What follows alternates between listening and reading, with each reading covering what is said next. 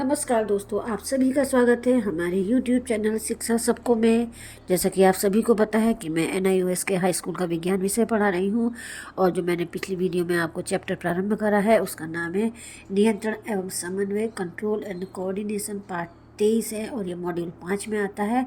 और आज मैं इसका आपको तीसरा भाग पढ़ाने जा रही हूँ। तो टॉपिक्स को प्रारंभ करने से पहले मैं आप सभी से अनुरोध करूँगी कि आप हमारे इन वीडियोज़ को ज़्यादा से ज़्यादा विद्यार्थी तक पहुँचाने का कष्ट करें। तो सबसे पहले मैं आपको रिवाइज करा देती हूँ, रिकॉल करा देती हूँ कि मैंने पिछली वीडियो में आप लोगों के साथ क्या क्या डिस्कस किया था, क्या क्या टॉपिक्स मैंने क्लियर कर लिए थे। तो मैंने आपको बताया था कि तंत्रिका तंत्र क्या होता है, नर्वस सिस्टम क्या होता है, तंत्रिका कोशिकाएं क्या होती हैं, न्यूरॉन किसे कहते हैं, न्यूरॉन की संरचना क्या है और न्यूरॉन का कार्य क्या है। इसी प्रकार से मैंने आपको बताया था कि न्यूरॉन कितने प्रकार के होते हैं। तो आज मैं आपको जो टॉपिक बताऊंगी उसका नाम है तंत्रिका तंत्र के मुख्य भाग, यानी कि नर्वस सिस्टम के मुख्य भाग कौन से हैं जिनसे पूरा नर्वस सिस्टम मिलकर बना होता है। तो देखिए, ध्यान से सुनिए। तंत्रिका तंत्र के मुख्य दो भाग होते हैं। नर्वस सिस्टम के दो मुख्य भाग होते हैं। एक तो है केंद्रीय तंत्रिका तंत्र, यानी कि सेंट्रल नर्वस सिस्टम, जिसे CNS कहते हैं, और दूसरा है परिधीय तंत्रिका तंत्र, यानी पेरिफेरल नर्वस सिस्टम, यानी PNS। तो तंत्रिका तंत्र के दो मुख्य भाग हैं, CNS एंड PNS। अब देखिए, केंद्रीय तंत्रिका तंत्र में कौन कौन से बॉडी पार्ट आते हैं। केंद्रीय तंत्रिका तंत्र में आता है ब्रेन और मेरु रज्जु, स्पाइनल कॉर्ड। तो ब्रेन और मेरु रज्जु जो है वो केंद्रीय तंत्रिका तंत्र में आते हैं, CNS में आते हैं। तथा परिधीय तंत्रिका तंत्र में आवेग को केंद्रीय तंत्रिका तंत्र, यानी कि ब्रेन और मेरु रज्जु से इधर उधर पहुंचाने वाली तंत्रिकाएं, यानी नर्व्स आती हैं। तो तंत्रिका तंत्र के दो मुख्य भाग हैं, CNS एंड PNS। CNS में ब्रेन है और स्पाइनल कॉर्ड है, और CNS यानी पेरिफेरल नर्वस सिस्टम में तंत्रिकाएं आती हैं, नर्व्स आती हैं, जो आवेग को मस्तिष्क और स्पाइनल कॉर्ड से संबंधित अंग तक पहुंचाने का कार्य करती हैं। अब देखिए, CNS का आपको मुख्य भाग, जो मुख्य अंग है उसमें है मस्तिष्क और मस्तिष्क और स्पाइनल कॉर्ड। तो अभी मैं आपको मस्तिष्क या ब्रेन के बारे में बताती हूँ कि ये क्या होता है और इसकी संरचना कैसी होती है। तो देखिए, मस्तिष्क या ब्रेन बहुत इंपॉर्टेंट टॉपिक है, इससे क्वेश्चन आते हैं। तो देखिए, मस्तिष्क क्या है। मस्तिष्क एक बहुत ही सॉफ्ट ऑर्गन है, कोमल अंग है। यह ब्रेन बॉक्स के अंदर एक खोपड़ी के अंदर भली प्रकार से सुरक्षित रहता है, जैसा चित्र में दिखा रखा है।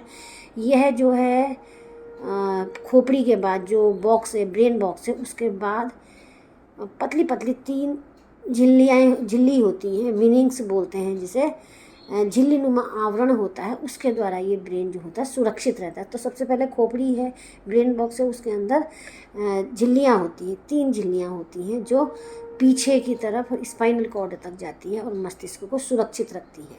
ये तानिकाएं या जो झिल्लियाँ होती हैं वो 3 तरीके की होती है, 3 प्रकार की होती है। देखिए, पहली वाली है ड्यूरा मैटर, ये सबसे बाह्यतम झिल्ली है, रेशेदार है और कठोर होती है। दूसरा है आर्किनॉइड झिल्ली है, ये पतली है, कोमल है और मध्यम सतह है, जो एक जालीनुमा गद्दीनुमा संरचना से मिलकर बनी होती है।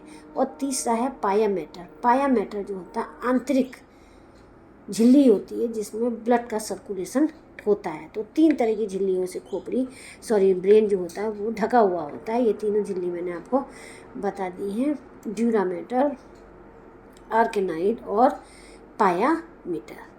आवरण झिल्लियों के बीच, जो झिल्लियां हैं, इनके बीच की जगह जो होती है एक पानी सदृश द्रव से भरी हुई होती है, जिनको मस्तिष्क मेरु तरल कहते हैं, यानी सेरिब्रो स्पाइनल फ्लूइड कहते हैं। तो ये आपने सुना भी होगा, कई डिजीज होती हैं उसमें आपने सुना होगा इस वर्ड के बारे में, इस जो टर्म है ये सुना होगा, सेरिब्रो स्पाइनल फ्लूइड इसे कहते हैं। जो ये झिल्लियों के बीच में पानी के समान संरचना भरी होती है, उसे हम सेरिब्रो स्पाइनल फ्लूइड कहते हैं। यह जो है मस्तिष्क को, यानी ब्रेन को झटके से बचाने के लिए एक गद्दी की तरह कार्य करता है। और इसी पानी की वजह से भी जो होती है ब्रेन की डिजीज होती है, मैं आपको बाद में बताऊंगी। तो देखिए यहाँ पे एक ब्रेन का स्ट्रक्चर आपको दिखा रखा है। सबसे ऊपर मैं खोपड़ी दिखा रखी है, जिसमें ये सुरक्षित रहता है, हार्ड सा बॉक्स होता है, उसके अंदर ब्रेन सुरक्षित रहता है। फिर उसके बाद जो होती है 3 झिल्लियों का आवरण है मस्तिष्क के ऊपर, जिनका नाम मैंने आपको बताया ही है। अब देखिए, अब मस्तिष्क के झिल्ली के अंदर के जो पूरे ब्रेन है वो 3 महत्वपूर्ण भागों से मिलकर बना है। पहला है प्रमस्तिष्क या सेरिब्रम, दूसरा है अनुमस्तिष्क या सेरिबेलम, और तीसरा है मेड्यूला ऑब्लांगेटा। तो मस्तिष्क जो होता है वो 3 मुख्य भागों से मिलकर बना है, सेरिब्रम यानी प्रमस्तिष्क, सेरिबेलम यानी अनुमस्तिष्क, और तीसरा है मेड्यूला ऑब्लांगेटा। अब देखिए, सबसे पहला है प्रमस्तिष्क या सेरिब्रम। यह मस्तिष्क का सबसे बड़ा भाग है। अगर आप इसे अनुदैर्ध्य उसमें देखें तो 2 आधे हिस्सों में ये बटा होगा, ठीक है, 2 आधे हिस्सों में ये बटा होगा, दाया और बाया प्रमस्तिष्क गोलार्ध। तो इनकी बाह्य सतह जो होती है उभारों एवं खांचों से में कुंडलित होती है। जो प्रमस्तिष्क का बाहरी सतह है वो उभार होते हैं और उसमें खांचे होते हैं, ग्रूव जो होते हैं, तो उससे मिलकर ये उससे कुंडलित होता है। उभार होते हैं और खांच होते हैं, इसके में कुंडली होती है। अब देखिए, जो बाहरी भाग है प्रमस्तिष्क का, सेरिब्रम का बाहरी भाग है जिसे हम कॉर्टेक्स कहते हैं, उसमें तंत्रिका कोशिकाओं के कोशिकाकाय स्थित होते हैं। यानी प्रमस्तिष्क का जो बाहरी भाग कॉर्टेक्स होता है उसमें तंत्रिका कोशिकाओं का कोशिकाकाय वाला भाग स्थित होता है। यह भाग ग्रे कलर का होता है, इसलिए इसको धूसर द्रव या ग्रे मैटर भी कहते हैं। यानी कि बाहरी भाग को ग्रे मैटर भी कहते हैं, क्योंकि इसका रंग जो होता है वो धूसर होता है, ग्रे कलर का होता है। प्रमस्तिष्क के आंतरिक भाग में श्वेत द्रव यानी व्हाइट मैटर होता है, जिसमें तंत्रिका कोशिकाओं के तंत्रिका तंतु अथवा एक्सॉन उपस्थित रहते हैं। यानी कि हम कह सकते हैं कि प्रमस्तिष्क का जो बाहरी भाग है कॉर्टेक्स, ग्रे मैटर जिसे कहते हैं, वहाँ पर कोशिकाएं उपस्थित होता है, तंत्रिका कोशिका का, न्यूरॉन का कोशिकाएं उपस्थित होता है। और प्रमस्तिष्क का जो आंतरिक भाग है जिसे हम व्हाइट मैटर कहते हैं, उसमें तंत्रिका कोशिका के एक्सॉन उपस्थित होते हैं। यहाँ पे देखिए, फिर मैंने आपको यहाँ पे दिखा रखा, फिगर दिखा रही है, प्रमस्तिष्क साफ दिखाई दे रहा है, 2 भागों में दिखा रखा है। उसके बाद देखिए, अति विकसित कॉर्टेक्स या धूसर द्रव्य हमें, अब मैं आपको बता रही हूँ कि प्रमस्तिष्क का जो भाग है उनका कार्य क्या है, प्रमस्तिष्क का कार्य क्या है। तो अति विकसित कॉर्टेक्स या ग्रे मैटर जो है वो हमें सोचने, समझने, योजना बनाने, याद रखने की सामर्थ्य प्रदान करता है। यानी सोचना, समझना, योजना बनाना, तर्क देना, लॉजिक्स देना, ये सभी कार्य प्रमस्तिष्क का होता है। कुल मिलाकर प्रमस्तिष्क जो है बुद्धि, चेतना एवं इच्छा शक्ति का केंद्र है। यहाँ पर हमारी सभी ऐच्छिक क्रियाओं का समन्वय भी होता है। यह समस्त ऐच्छिक क्रियाओं को नियंत्रित करता केंद्र है, उनको नियंत्रित करता है। प्रमस्तिष्क हमें सोच समझकर बुद्धिमत्तापूर्ण निर्णय लेने में मदद करता है। यहाँ पे लॉजिक्स, तर्क, सभी कुछ कार्य जो होता है प्रमस्तिष्क का होता है। जैसे आप करियर संबंधी कोई भी चीज़ आप निर्णय ले रहे हैं, वो सभी आपका जो होता है उस मदद आपके प्रमस्तिष्क के द्वारा की जाती है। यहाँ पे मैंने आपको दिखा भी रखा है कि संपूर्ण प्रमस्तिष्क का कार्य क्या है, स्मृति संबंधी है। नेक्स्ट देखिए, अनुमस्तिष्क या सेरिबेलम। यह प्रमस्तिष्क के नीचे स्थित मस्तिष्क का एक छोटा सा क्षेत्र है। इसमें कोई भी कॉन्वोल्यूशन नहीं होती है, कोई भी खांचे या ग्रूव टाइप की नहीं होती है, कुंडली नहीं होती है, किंतु अनेकानेक खांचे होती है। इसमें भी बाहरी भाग में ग्रे मैटर होता है और आंतरिक भाग में वाइट मैटर होता है। अनुमस्तिष्क का, सेरिबेलम का मुख्य कार्य है, ध्यान से सुनिए, बॉडी को बैलेंस करना, यानी शरीर का संतुलन बनाए रखना तथा पेशीय गति की क्रियाओं को समन्वित करना है। प्रमस्तिष्क और अनुमस्तिष्क परस्पर बहुत ही समन्वित रूप में कार्य करते हैं, जैसे उदाहरण के लिए यदि आप खड़े होते हैं और चलते हैं तो इस क्रिया का आवेग प्रमस्तिष्क में उत्पन्न होता है, सेरिब्रम में उपस्थित होता है। ठीक है। और चलने की क्रिया में अनेक पेशियों का समन्वित कार्य जो होता है वो संबद्ध होता है। पेशियों का कार्य संबंध होता है। पेशियों के उचित समन्वय एवं उसके संकुचन एवं शिथिलीकरण के लिए प्रमस्तिष्क ही उत्तरदायी होता है। तो ये बता दिया मैंने आपको अनुमस्तिष्क का कार्य। अब है तीसरा पार्ट है मेडुला ऑब्लांगेटा। ये मस्तिष्क का तीसरा भाग है। ये सबसे छोटा भाग है जो खोपड़ी के आधार में स्थित होता है, बेस में स्थित होता है। ये लगभग त्रिकोणाकार होता है और पीछे मेरु रज्जु तक यानी स्पाइनल कॉर्ड तक ये फैला हुआ होता है। तिकोना भाग होता है मस्तिष्क का सबसे छोटा भाग। इसका कार्य होता है हमारे जो इंटरनल ऑर्गन्स है, जैसे आहार नाल, एलिमेंट्री कैनाल, श्वसन, हृदय, इन सभी की गतियों पर नियंत्रण करना। यानी कि हम दूसरे शब्दों में कह सकते हैं कि अनैच्छिक क्रियाओं का नियंत्रण करने का कार्य मेडुला ऑब्लांगेटा करता है। तो यदि मेडुला ऑब्लांगेटा को चोट लग जाए या आघात लग जाए तो उसका परिणाम सीधे मृत्यु होता है, क्योंकि हमारी समस्त अनैच्छिक क्रियाएं जो होती है इस पर चोट या आघात लगने से रुक जाती है और हम मृत्यु प्राप्त कर सकते हैं। तो ये हो गया मेडुला ऑब्लांगेटा का कार्य। तो यहाँ पर मैंने आपको मस्तिष्क के तीनों भागों के बारे में डिटेल में बता दिया और फिगर के द्वारा बताया, तो इसको आप अच्छी तरीके से लिख लीजिए, नोट कर लीजिए इसको। ये बहुत अच्छा टॉपिक है। अब देखिए, क्या आप जानते हैं, आपने मेनिंजाइटिस, जो मैं आपको पहले भी बोल रही थी, मेनिंजाइटिस यानी दिमागी बुखार के विषय में सुना होगा।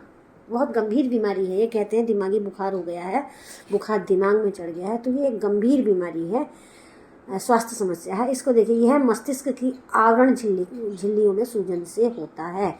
तो मैंने आपको बताया था कि जो हमारा मस्तिष्क है वो झिल्लियों से, 3 तरीके की झिल्लियों से घिरा होता है, ढका हुआ होता है। तो इन झिल्लियों में जब स्वेलिंग हो जाती है तो उस स्थिति को मेनिंजाइटिस या दिमागी बुखार कहते हैं।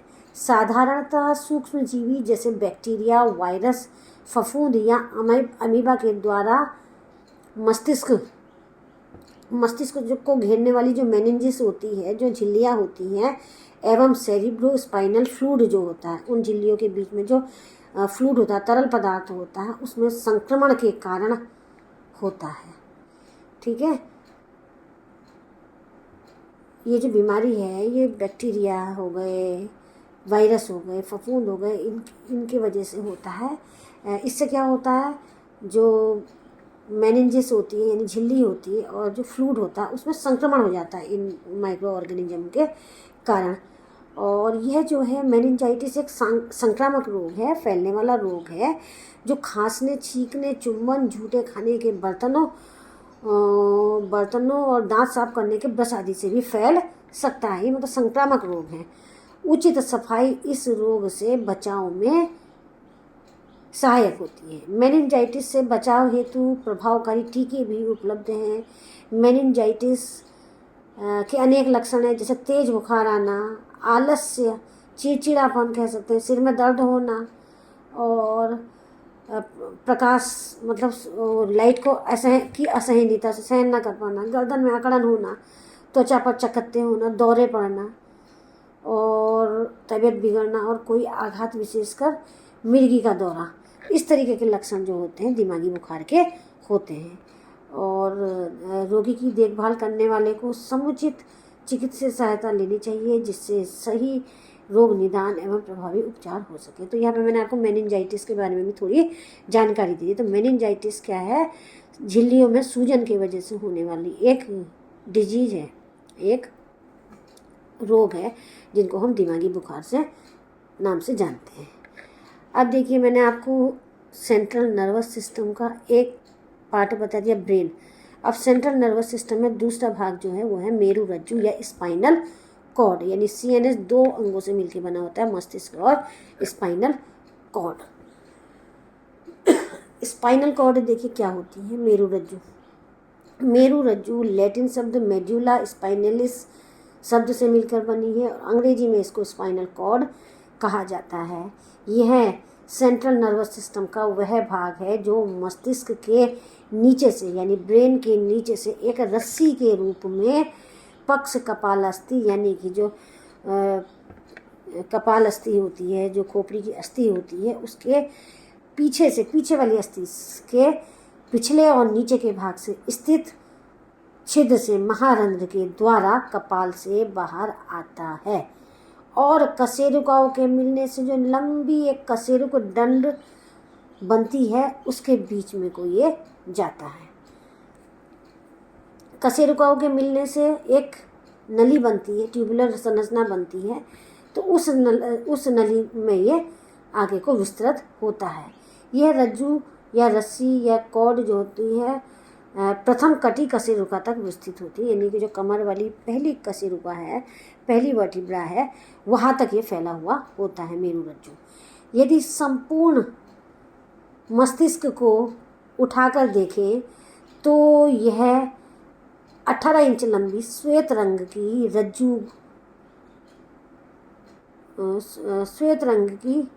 रज्जु होती है, उसके नीचे की ओर लटकती हुई आपको दिखाई देगी, यानी 18 इंच की लंबी वाइट कलर की होती है और ये नीचे को लटकी हुई दिखाई देती है।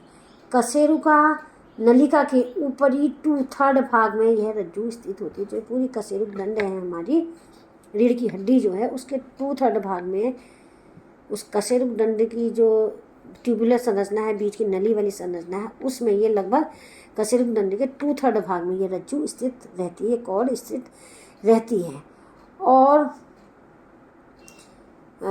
स्थित होती है और उसके दोनों ओर से इस कॉर्ड के, इस स्पाइनल कॉर्ड के दोनों ओर से उन तंत्रिकाओं के रूट्स निकले रहते हैं जिनके मिलने से तंत्रिका बनती है। यह तंत्रिका कशेरुका त्रिक रंध्रों, कशेरुका की जो रंध्र होते हैं, इंटरवर्टिब्रल फोरमेन होते हैं, से निकलकर शरीर के उसी खंड में फैल जाती हैं। तो ये तंत्रिकाएं, जो रज्जु से निकलने वाली तंत्रिकाएं होती हैं, जो मूल होते हैं तंत्रिकाओं के, मूल जिन्हें बोला जाता है रूट, वो जो होते हैं वहीं से निकल के संबंधित अंग यानी पास के अंग के में फैल जाते हैं और ये कशेरुक नलिका से निकलती हैं। जैसे हम कह सकते हैं जो सीने में, छाती में जो होती है वक्ष प्रांति की जो 12 मेरु तंत्रिकाएं जो होती है, इसी प्रकार से वक्ष और उदर में वितरित है। तो जो स्पाइनल कॉर्ड से निकली हुई वक्ष साइड में जो तंत्रिकाएं होती हैं वो वहाँ पर कहाँ पे फैली रहती है, सीधे वहाँ से निकल के कशेरुक दंड से निकल के कहाँ फैली रहती है, वक्ष और उदर भाग में फैली रहती है। इसी तरीके से ग्रीवा, और ये ग्रीवा मीन्स गर्दन और कमर की तथा त्रिक खंडों से निकली हुई तंत्रिकाओं के विभाग भी मिलकर जो होते हैं वो जालिकाएं, जालीनुमा संरचना बनाते हैं, जिनसे ये जो तंत्रिका तंतु दूर तक अंगों में फैले रहते हैं। इन दोनों प्रांतों में जहाँ वाहिनी और कटित्रिक जालिकाएं बनती है वहाँ मेरु रज्जु अधिक मोटी हो जाती है। जहाँ पे ज़्यादा ये रूट से निकली रहती है ना, मूल निकली रहती है, वहाँ पे ये मेरु रज्जु जो होती है वो बहुत अधिक मोटी हो जाती है। तो देखिए यहाँ फिगर मैंने दिखा रखी है, यहाँ पे मानव का तंत्रिका तंत्र दिखा रखा है, साइड में मानव का तंत्रिका तंत्र में केंद्रीय तंत्रिका तंत्र येलो कलर में दिखा रखा है। देखिए जिसमें ऊपर एक खोपड़ी है यानी ब्रेन है और उससे निकला हुआ मेरु रज्जु है 18 इंच का, येलो कलर का। तो ये भाग है सेंट्रल नर्वस सिस्टम का और बाकी जो है नीले रंग से मैंने दिखा रखा परिधीय तंत्रिका तंत्र, यानी कि परिधीय तंत्रिका तंत्र में तंत्रिकाएं आती हैं, नर्व्स आती हैं। देखिए जो कहाँ से निकली है, स्पाइनल कॉर्ड से निकली है, स्पाइनल कॉर्ड से रूट से निकली है और वह उनसे संबंधित अंगों तक फैली हुई है। नीले रंग का जहाँ जहाँ पे दिखा रखा है यह है परिधीय तंत्रिका तंत्र या PNS। तो यहाँ पर आप इस फिगर को आराम से आप देखिए और इसे आप बिल्कुल अच्छी तरीके से समझ लीजिए। यहाँ पर मैंने आपको नर्वस सिस्टम के दोनों पार्ट्स के बारे में बता दिया है। येलो वाला पार्ट दिखाता है सेंट्रल नर्वस सिस्टम को, जिसमें मस्तिष्क आ गया और स्पाइनल कॉर्ड आ गया, और जो नीले रंग का भाग है, नीले रंग का जहाँ जहाँ दिखाई दे रहा है वो परिधीय तंत्रिका तंत्र या PNS को दिखाता है। ठीक है, तो आज की वीडियो में इतना ही।